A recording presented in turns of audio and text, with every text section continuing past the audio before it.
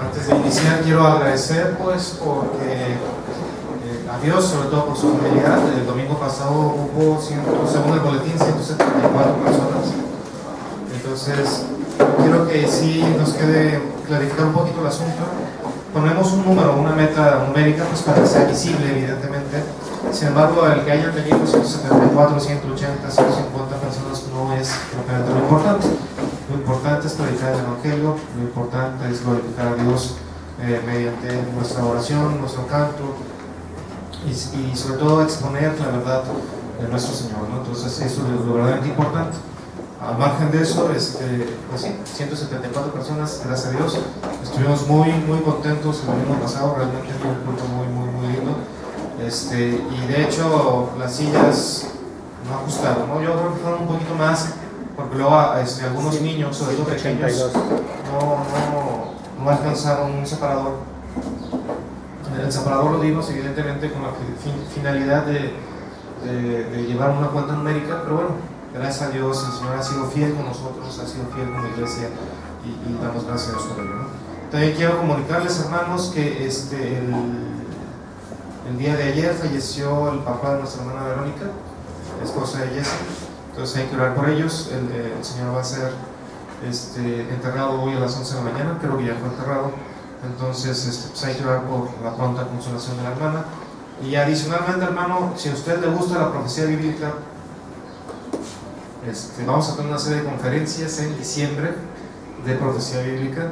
Va a venir un hermano de Puebla que se llama David Pérez. Él tiene doctorado en teología por el Seminario de Dallas y va a ser una muy buena oportunidad, no solamente también para la gente de la iglesia, sino también para que usted invite personas que tengan esa curiosidad de saber, bueno, qué va a pasar con el futuro o qué dice la Biblia acerca del futuro, ¿no? Entonces es un hombre altamente recomendable, es un hombre que tiene una experiencia al enseñar, sobre todo de una manera muy particular. Él ha sido director del Seminario Bíblico de Puebla. Alguna vez fue maestro aquí en La Roca, allá por los 1500, más o menos, maestro fundador de La Roca, fue pastor de la iglesia bíblica de las Águilas y ahora pastor de una iglesia allá en Puebla, ¿no? Entonces van a ser, creo que son 11, 12 y 13, Samuel. Propone viernes, sábado y domingo. Creo que son 11, 12 y 13. Sin embargo, vamos a ir confirmando la fecha. Usted de cualquier forma ore por esa actividad y entusiásmese, va a ser una muy buena oportunidad para aprender acerca de estos temas. El hermano tiene una muy sana doctrina, entonces para que ustedes estén orando por ello, ¿no? Tentativamente es 12, 13 y 14. Sí, o sea, recuerdo que era ese fin de semana, pero no recuerdo bien. No, fue el domingo nada más. Sí, lo comento en este momento porque estamos en septiembre todavía y es un buen momento para orar. Vamos a evidentemente ya clarificar el asunto de las fechas, pero sobre todo, hermanos, el que usted esté pendiente de una actividad como esta es muy importante, ¿no? Bueno, vamos a orar. Señor Dios Todopoderoso, Rey del Universo, te damos tantas gracias por tu amor. Te suplico bendigas mucho la vida de nuestra hermana Verónica. Te suplicamos que bendigas también a su esposo Jesse y a sus hijos. Te suplicamos que ella pueda encontrar consolación en ti. Te suplicamos también por su familia, porque ellos puedan venir al conocimiento de tu gracia, Señor. De la misma manera te suplicamos mucho por la vida, Señor, de Sabrina y de Josué, Señor, que ya está él aquí en el mundo, Señor, y finalmente te suplicamos que tú bendigas la vida y la recuperación de Sabrina, Señor. De la misma manera te suplicamos que tu Espíritu nos guíe, Señor, el día de hoy a entender tu palabra, que nos abra el entendimiento, que el Espíritu Santo nos confronte, Señor, contra tu rostro y podamos salir humillados y muy bendecidos, Señor, por entender, Señor, lo que tú reclamas y deseas de nosotros. Te damos gracias, Señor Jesús. Pero también un momento, una situación de mucho gozo para la iglesia es que nuestra hermana Sabrina ya tuvo por fin al niño. Estamos orando, hermanos, porque se parezca a ella y no a Darío. Pero bueno, que se parezca ella con el carácter de Darío.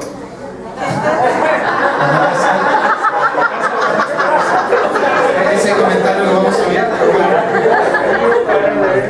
Damos muchas gracias a Dios porque el embarazo fue muy complicado realmente. Ella estaba muy angustiada, también Darío estaba muy angustiado por ciertas complicaciones médicas. Sin embargo, el Señor fue muy fiel y los dos están muy bien. Sabrina le batallar un poquito en la recuperación. Creo que el día de hoy la van a dar de alta y y va a estar ahí con sus padres. Sigan orando por ellos, por favor. Pero por lo pronto nos gozamos mucho porque ya tenemos a Josué aquí. Y ahora, pues, Eliana ya le movió en el trono. Entonces, también hay que orar un poquito por ellos, ¿no? Vamos a Gálatas, por favor. Quiero comentarle algo muy interesante acerca de esa región. Galacia está en lo que ahora se conoce como Turquía.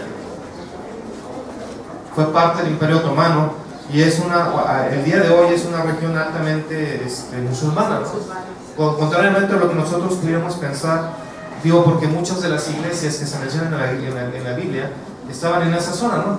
Sin embargo, al día de hoy el porcentaje de cristianos en esa, o que de alguna forma confianza ser cristiano, cualquier que sea el credo o la facción del cristianismo, no alcanza ni el 2% de la población. Ese es el detalle, y la mayoría son kurdos del norte de Turquía, ¿no? Entonces, imagínense de qué estamos hablando, ¿no? Sin embargo, Galacia, como tal, debe su nombre porque fue una colonia gaélica. ¿Qué quiere decir que fue una colonia gaélica? Pues eran franceses, propiamente, lo que nosotros ahora conocemos como Francia. Los galos hicieron una colonia en aquella parte. Entonces, los gálatas eran hombres rudos, eran hombres testarudos, eran blancos, pelirrojos, normalmente de ese tipo de personas, ¿no? Entonces, esa gente fue la que pobló esa ciudad, esa zona más bien, ¿no? Dice el versículo 1 de Gálatas: Pablo, apóstol, no de hombres ni por hombres, sino por Jesucristo y por Dios el Padre, que lo resucitó de los muertos. Es interesante ver que aquí Pablo obvia lo que no es normal para él, que es dar la salutación, ¿no? Hay que entender que la iglesia de Galacia no es una obra, no es parte de la obra misionera de Pablo, ¿no? Sino que ya está constituida ahí, ¿no? Ahora, Galacia está en esta parte occidental y oriental de Europa, que está muy cerca de Siria. Ahora, en Siria había una ciudad que se llama Antioquía. ¿Y sabe qué sucedió en Antioquía?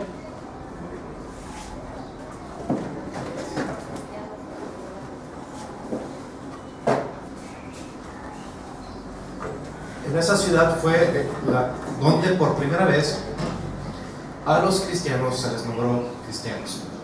Y en Antioquía existía un centro de formación teológica cristiana muy importante, ¿no? De donde estaba escribiendo Pablo propiamente. Ahora, es interesante que esta salutación obedece al hecho de que como él no era parte de la vida ministerial de los Gálatas, él se estaba autenticando como un siervo de Dios, y que lo que les iba a mencionar era un mensaje de Dios, ¿no? Y eso es muy importante por lo siguiente. Al versículo 9, hermanos, lo leemos, dice: como antes hemos dicho, también ahora lo repito, si alguno os predica diferente evangelio del que habéis recibido, sea anatema. La palabra anatema como tal quiere decir sea maldito.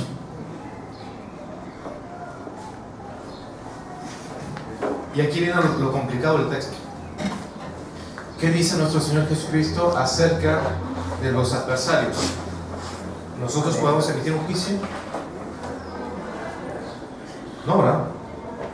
Ahora, en el caso de Pablo él mismo, en Romanos, él decía que nosotros no estamos habilitados para juzgar a otro creyente, porque normalmente ese tipo de cuestiones son reflexivas. ¿Qué quiere decir con esto? Bueno, con la misma vara que vas a medir, serás como. Entonces, ¿cómo es que Pablo escribe algo como esto? Es interesante. Ahora, aquí lo importante de todo esto es que en Galacia estaban sucediendo cosas interesantes. Había por un lado una iglesia que había florecido a la luz de un evangelio muy puro. Sin embargo, llegaron otras personas con otras negras intenciones y les empezaron a dar una serie de requisitos a estas personas, y les decían: el evangelio completo tal cual es bueno, lo que tú ya sabes, más todo este conjunto de reglas y obligaciones, ¿no? Prácticamente lo que trataron de hacer judíos, conversos judíos, a estas personas, ¿no? Ahora, qué interesante es ver esto, porque finalmente, ¿qué era lo que hacían los judíos? Pues daban diezmos, observaban las fiestas, las festividades religiosas, eran asiduos a ir al templo, cumplían la ley de alguna manera, si ustedes quieren superficial, pero eran personas moralmente buenas, y adicionalmente llevaban una vida moralmente buena. El judaísmo se diferenciaba de muchos credos que existían en esa época en lo que se conoce como el monoteísmo ético. Es decir, lo que ellos creían permeaba todas las capas de lo que hacían, cómo comían, cómo vestían, cómo se relacionaban unos con otros, cómo se casaban, en algunos casos cómo se divorciaban, etcétera, etcétera. Todo estaba permeado por la religión, absolutamente todo. Y eso a los romanos y a los griegos les chocaba, pues porque ellos, romanos y griegos, pues llevaban una religión un poquito más light, ¿no? Es decir, bueno, sí tenemos como les comentaba ayer a los jóvenes, pues tenemos un conjunto de deidades que son acá medias políticas, medias míticas, pero adicionalmente tenemos otros cultos, ¿no? Pues que son más acordes. Para ponerlo un poquito más en perspectiva actual, haga de cuenta que yo soy cristiano, pues, y hago yoga. Y es más o menos lo mismo, y lo voy a decir sin tapujos. O finalmente soy cristiano y leo los horóscopos. Sí, voy a la iglesia, es la parte política mía, pero bueno, además, pues veo los horóscopos porque eso me da tranquilidad. Es algo similar, muy similar a lo que estoy diciendo, ¿no? Entonces, sin embargo, en este caso, estamos hablando de una religión que era ética en alto grado. Puesto en perspectiva de ahora, diríamos que más o menos eran personas que ofrendaban. No solamente ofrendaban, sino que cumplían todas las festividades. O sea, si la iglesia decía, vamos a tener el día del taco, ellos venían. Si la iglesia decía, vamos a tener el 16 de septiembre, ellos venían. Si la iglesia decía, vamos a tener noche de oración, ellos venían. Ahora, no solamente eso, sino adicionalmente cumplían cabalmente las reglas de la iglesia. Es decir, si la iglesia dice las hermanas tienen que venir de vestido hasta el tobillo venían. O finalmente si decían que los hombres tenían que venir de traje, pues estamos todos de traje, ¿sí? Pero adicionalmente llevaban una vida moralmente buena. ¿Esto qué quiere decir? Bueno, que pues no iban al cine, no iban a antros, no iban a lugares de dudosa procedencia o a situaciones medias complicadas. ¿En dónde está el problema entonces? Digo, ¿dónde está el problema? Por lo siguiente. Dice Gálatas.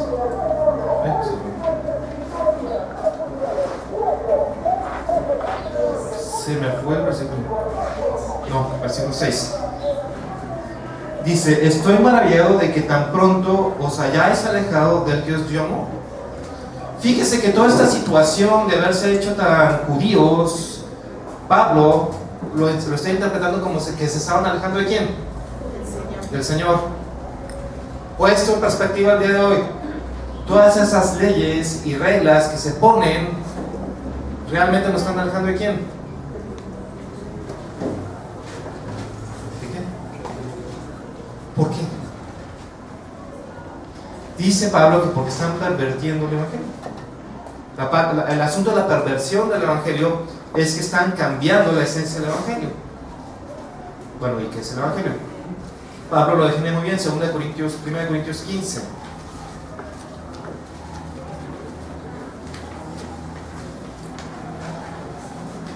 Primera Corintios 15, los 4 primeros versículos dice: además os declaro, hermanos, el Evangelio que os he predicado, el cual también recibisteis, en el cual también perseveráis, por el cual asimismo, si tenéis la palabra que os he predicado, sois salvos, si no creísteis en vano.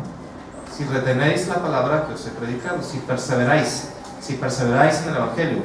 Dice: porque primeramente os he enseñado lo que asimismo recibí. Es decir, esta enseñanza él primero la recibió y la está transmitiendo oralmente hacia las siguientes personas. Que Cristo murió por nuestros pecados conforme a las Escrituras, y que fue sepultado y que resucitó al tercer día conforme a las Escrituras, y que apareció a Cefas y después a los 12. Hasta aquí termina esto. Esto, hermanos, es uno de los primeros credos que se acuñó por la iglesia cristiana. Estamos hablando más o menos del año 40 después de Cristo. Y estas son las primeras creencias de los cristianos. ¿Y qué está diciendo? Que nuestro Señor Jesucristo murió por nuestros pecados y resucitó. Y después de eso se apareció como una prueba viviente de que Él existía, y existía de una forma corporalmente vivo. Esa es la esencia del Evangelio. En el Evangelio, hermanos, de alguna manera, la gloria de Dios está por sobre todas las cosas, porque Él hizo todo, absolutamente todo, para que nosotros pudiéramos llegar a Él. Ese es el punto, precisamente. ¿Cuál es el punto? El punto es de que estas personas están diciendo: nuestro Señor Jesucristo no es suficiente. Adicionalmente de él, es necesario que cumplas todas estas reglas. Y sabe que Dios no compite con nadie. ¿Es Dios o es Dios? No es Dios más las reglas. ¿Es Dios o es Dios? Punto. Y en el caso del evangelio mismo, nosotros podemos pensar que nosotros podemos hacer un bien a un hermano, diciéndole, ¿sabes qué? Para que lleves una vida espiritualmente correcta hay que ser y llevar una vida cristiana de esta manera. ¿Y qué es lo que estamos haciendo? Según el versículo 6, alejándonos del Señor. Le voy a decir por qué. Las reglas, las leyes y las cosas que no son visibles para nosotros nos dan ¿qué? Un sentido de falsa seguridad. Es decir, pues saben que ya tengo 2 años sin ir al cine. Eso quiere decir que mi vida espiritual va mejorando. O finalmente, ¿saben qué? Yo tengo 5 meses de vestirme de esta manera, de hablar de esta manera, de hacer esto. Eso quiere decir que mi vida espiritual está bien. Y pues no, hermanos, déjenme decirle que no. Yo conozco muchas personas, bueno, algunas personas que no van al cine, pero mira qué películas ven en su casa. Porque externamente no van al cine, pero de todos modos lo ves en tu casa. ¿Y cuál es el sentido ahí? Pues, o bueno, ¿sabe qué? Finalmente no voy a un antro y yo pues me junto con esos jóvenes carnales que se van a los antros y todo esto. Pero qué boquita tienen adentro de su casa, ¿no? O sea, de 10 palabras, 11 son maldiciones. Entonces, ¿dónde está la coherencia? Pues? Y ese es el punto del legalismo. Pues. En el legalismo nosotros estamos construyendo artificialmente una vida espiritual que está alejada de Dios. Y lo peor de todo es que queremos impresionar y engañar a Dios. ¿Sabe cómo es que nuestro Señor Jesucristo se refería a esas personas? Como hipócritas, como sepulcros blanqueados. Están muertos por dentro, pero por fuera proyectan hasta majestuosidad, ¿no? Se paran en los púlpitos y les dicen, no, que esto, que la voluntad de Dios es que hagan esto y se abstengan de esto y no sé qué, y que ustedes tienen que seguir este camino, así. Pero llegan a su casa y golpean a su mujer. Llegan a su casa y le gritan a los hijos. Llegan a su casa y son la autoridad máxima, quieren ellas reposar con sus chanclitas bien puestas. Esos son hombres de Dios. Ese es el punto precisamente del legalismo. ¿Usted quiere ser un legalista? ¿O usted quiere ser una persona que esté totalmente transformada por el poder del Espíritu y que el Espíritu Santo lo lleve a situaciones que escapan a su mente y que finalmente lo va a llevar a donde? A ver la gloria de Dios, a ver la gloria de Dios? Estaba leyendo el testimonio de un pastor que él vive en Estados Unidos, y él estaba hablando precisamente un poco de esto. Él estaba diciendo que en su familia pues tenían un trasfondo un poquito alcohólico, por decirlo de esa manera, ¿no? O sea, su papá, digo, cuando no era un alcohólico de esos perniciosos que se tiran y se pierden, pues sí le gustaba mucho tomar alcohol, ¿no? Y sus tíos, sí tenía algunos parientes que habían sido alcohólicos perdidos, ¿no? Entonces él decía que, bueno, en conclusión al saco, dice, pues el alcohol con mi DNA pues no es algo que deban de estar juntos, ¿no? Entonces, cuando él se convierte, siendo adolescente, dice, bajo esas circunstancias, yo dije, pues no voy a tomar alcohol. Dice, porque antes de mi conversión, pues sí me gustaba el alcohol, ¿no? Y dice, pues era muy bueno, a él no le gustaba el whisky, sino la cerveza, ¿no? Y dice, pues con los amigos, que la cervecita, que con la carne asada, que la cervecita, y que no sé qué, con la pizza, la cervecita, o cualquier pretexto. Sin embargo, dice, me convierto, decido pues dejar el alcohol, ser abstemio, dice, y sobre todo porque ya en ese momento estaba en el 2º año del seminario. Entonces, como que se veía mal, pues, que yo siendo estudiante seminarista, pues, le diera también a la cerveza, ¿no? Entonces ya estaban en esa situación cuando él decide dejar la cerveza, se hace ministro, se hace misionero 5 años, se hace misionero en Brasil, luego se hizo maestro de seminario y de instituto, luego regresó a Estados Unidos para estar en un ministerio. Dice que estando en esa situación ministerial, ya en un pastorado, dice, no recuerdo por qué, pero básicamente él vive en el sur de Texas, un lugar que es bastante caluroso. Pues como que las cosas se dieron, ¿no? Él entró en una tienda de esas de convivencia, le cuenta que es un Oxxo, vio ahí la cervecita, estaba haciendo mucho calor, estaba destilando el frío, y dice, pues bueno, llegué y me la compré y me la tomé. Dice que comenzó a hacer eso. Dice que primero fue una al mes, luego una a la semana, ya después llegó a hacer una por día. Y que dice, bueno, yo lo que hacía era, pues, llegaba, me compraba una cerveza, me sentaba en el carro, la destapaba y me la tomaba en el carro. Y ya después me salí. Dice que adicionalmente, para evitar cualquier mal testimonio con los hermanos, pues se la tomaba en una bolsa cerrada, ¿no? Para que no se viera. El punto aquí es el siguiente, ¿no? Él dice, y tiene cierta razón, bueno, o tomar o no tomar.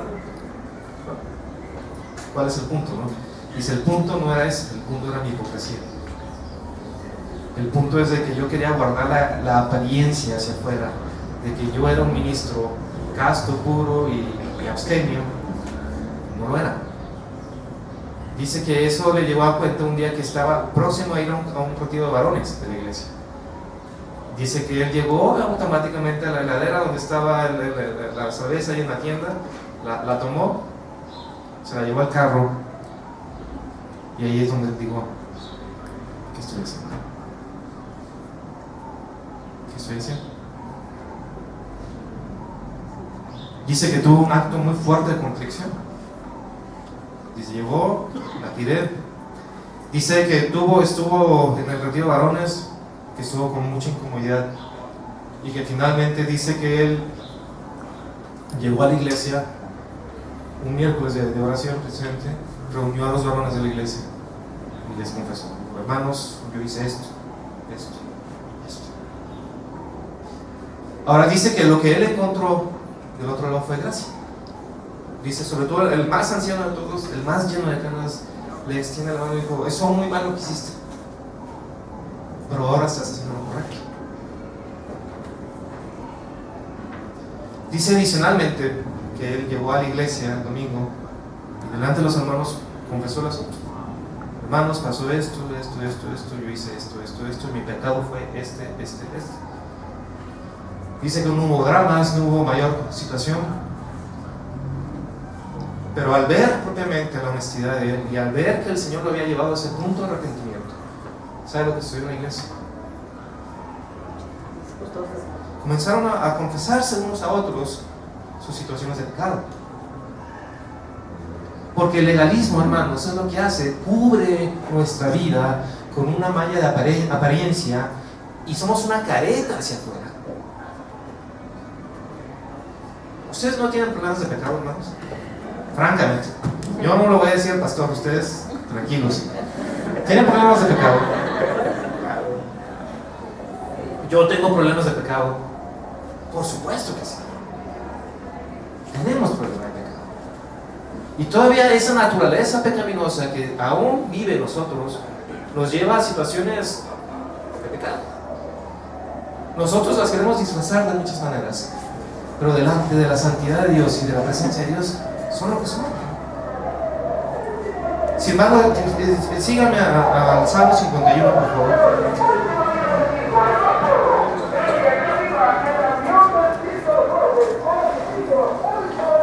Dice, fíjense lo que dice el rey David: ten piedad de mí, oh Dios, conforme a tu misericordia, conforme a la multitud de tus piedades, borra mis rebeliones. Lávame más y más de mi maldad y limpia de mi pecado, porque yo reconozco mis rebeliones y mi pecado está siempre delante de mí.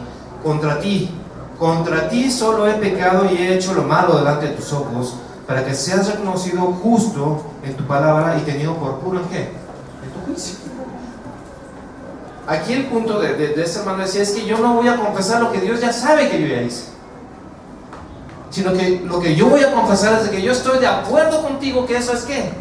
Es pecado, y que tú eres justo, Dios, y que yo no. ¿Qué es lo que produce el pecado en nuestras vidas, hermanos? Produce cansancio, produce angustia, produce un fuerte peso en nuestras almas. Decía en el Salmo 22 que el pecado nos consume, nos hace sentir dolor en los huesos. Por supuesto que sí. Y el hecho de que esté el legalismo ahí, esa pantalla, esa apariencia hacia afuera, ¿soluciona el problema? ¿Qué es lo que hace? Lo agrava, lo agrava, lo agrava, lo agrava. ¿Y de quién nos aleja? Del Señor. Ese es el punto del versículo 6 precisamente. ¿Qué es lo que nosotros tenemos que hacer? Romper eso e ir a inclinarnos delante de Dios, confesar nuestro pecado y vivir una vida devota delante del Señor, totalmente sujetos a su mano, a su presencia. Lo contrario del legalismo. Había un misionero que, bueno, muchos de ustedes quizás pudieron haber escuchado de él. Él se llamaba Hudson Taylor. Ahora, era en inglés y era hijo único de una viuda. Entonces ustedes se imaginarán que cuando él sale del puerto de Londres, ya para embarcarse a la China, después de un año más o menos de estar haciendo trámites para ir de misionero a la China, dice que una de las cosas más fuertes y más dolorosas de su vida fue decirle adiós a su mamá, porque él sabía que no iba a regresar. Y dice que su mamá se comportó una entereza increíble hasta el día que evidentemente él estaba en el barco, porque dice que el hecho de ver correr a su mamá a través del muelle para decirle adiós fue una situación desgarradora para ella, ¿no? Para él. Él se va a China y comienza un ministerio con las misiones de China, una misión presbiteriana de Inglaterra. Entonces va y empieza a querer aprender el idioma primero y a interactuar con los chinos. Sin embargo, ¿sabe cuál fue el obstáculo más grande que él tuvo? Los presbiterianos. Déjame decirle por qué, y no es una crítica hacia los presbiterianos. Como eran muy presbiterianos y muy occidentales, las cosas tenían que ser como ellos. Y ellos decían que los chinos nunca iban a cambiar, nunca iban a estar abiertos al evangelio, nunca iban a estar dispuestos a dejar sus ropas paganas, sus formas de vida pagana, sus vestidos paganos y su comida pagana. Lo que ellos querían realmente era convertirlos en ¿qué? En ingleses. ¿Qué cree que hizo Hudson Taylor? Después de orar, estar orando. Pues Hudson Taylor se compró un sombrerito chino, se dejó crecer el cabello y se hizo una trenza china, se depiló las cejas y todo esto para parecer chino, y se vistió como chino y aprendió a ser chino. ¿Y sabe qué hizo? Se fue a vivir con los chinos. ¿Usted tiene idea de la cantidad de críticas que vino sobre él? Y muchos decían que él era un hijo de Satanás. ¿Cómo va a ser? Están rompiendo con siglos de tradición y no sé qué. ¿Quién lo llevó a la China? Dios. Después de estar orando, él llegó al punto que si él no se convertía en un chino, pues no iba a poder llegar a los chinos. ¿Se da cuenta? ¿Sabe cuántas personas, indirecta o directamente por el ministerio de este hombre, llegaron a conocer al Señor en China? Acuérdense que en China todos los números son grandes. ¿Cuántas personas? 100 millones.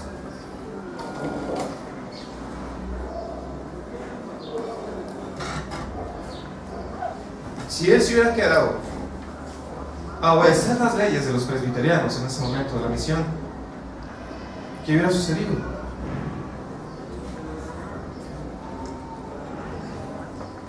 Él se atrevió a escuchar la voz del Espíritu Santo. Se atrevió a escuchar la voz del Espíritu Santo y a creerle a Dios. Se atrevió a dejar los esquemas, todo aquello que le da seguridad, y aventarse al vacío. Porque finalmente el punto del legalismo es que te da esa apariencia de seguridad, todo está bien, todo se sigue conforme a las reglas. Y la fe es aventarte al vacío, a confiar en Dios, a confiar que atrás, abajo de ahí están las manos poderosas del Señor. Un paso de fe. Y Hudson Taylor lo vio. ¿Y sabe qué vio? Allá abajo, o allá arriba más bien, la gloria de Dios.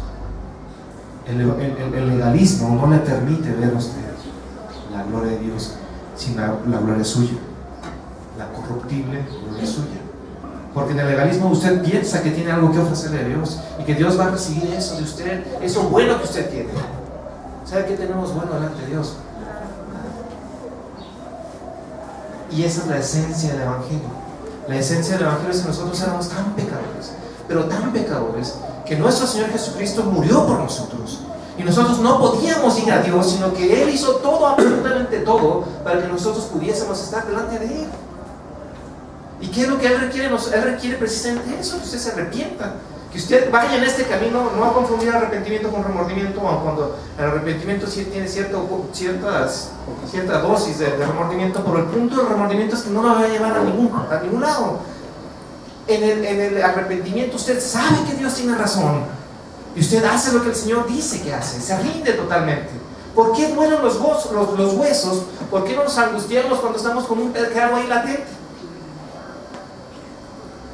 Porque no nos rendimos y finalmente estamos peleando y guerreando en contra de Dios, estamos neciándole al Señor. Pero cuando viene la confesión, cuando viene el arrepentimiento, cuando digo, Señor, me rindo, aquí estoy yo, si no sé qué me aquí estoy yo, viene la sanidad, viene la restauración, viene el fruto del Espíritu. Ese es el punto. Y eso es lo que está diciendo Pablo en estos versículos. Finalmente, el sentido del legalismo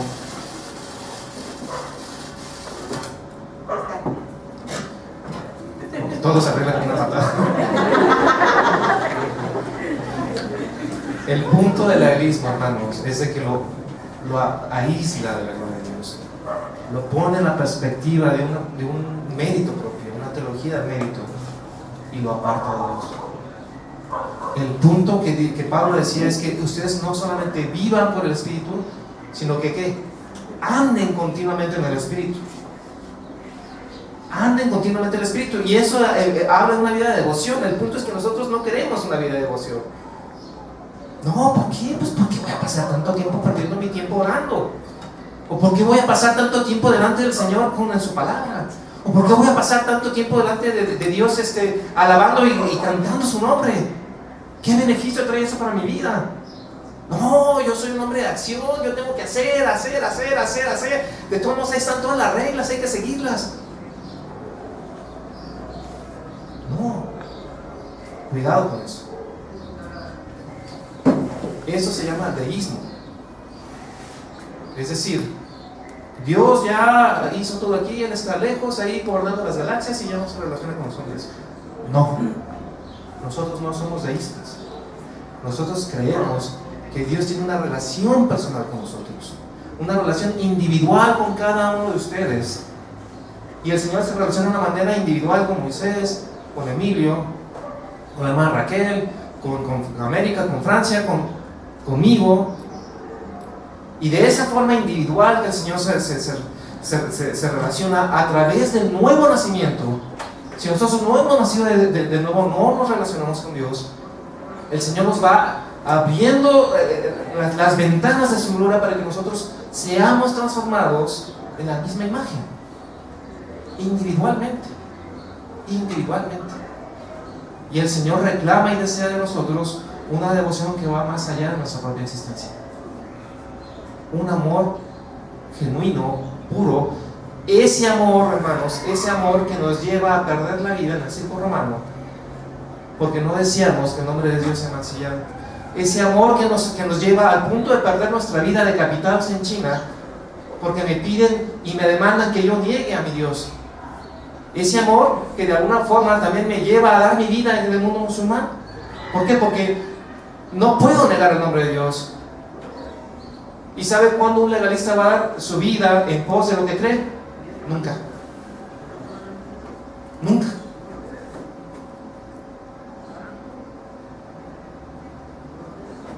Porque hay hipocresía en su corazón. Porque lo que él dice que es espiritual es pura carne. ¿Usted qué quiere ser? ¿Un hipócrita? Quiere que el Espíritu Santo lo transforme en la persona de nuestro Señor Jesucristo y lo lleve más allá aún de sus fuerzas, de sus sueños, a ver su gloria. ¿Qué es lo que usted desea hacer? ¿Qué es lo que el Señor lo ha llamado a hacer? Nosotros no lo vemos en el día a día. Y usted ha de pensar que en este momento yo soy un fanático. No, mi hermano es un fanático. No. Yo lo estoy invitando a usted. Y el Señor lo está invitando a usted a que lleve una vida espiritual delante de su presencia. A que todo lo que los placeres de este mundo renuncien. Y que solamente abrace la persona de nuestro Señor Jesucristo. Solamente Él. Que Él sea su Dios, que Él sea el todo de su vida, y que el Espíritu Santo lo transforme de tal manera que un día usted alcance a ver el rostro de Jesús reflejado en usted. Bueno, Señor, te damos tantas gracias por este día, y te doy tantas gracias, Señor, por todos tus hermanos, por esta iglesia, Señor. Ahora, Señor, te suplicamos, Señor, que nosotros podamos vivir día a día, Señor, conforme a tu Espíritu, abrazados, Señor, de tus pies.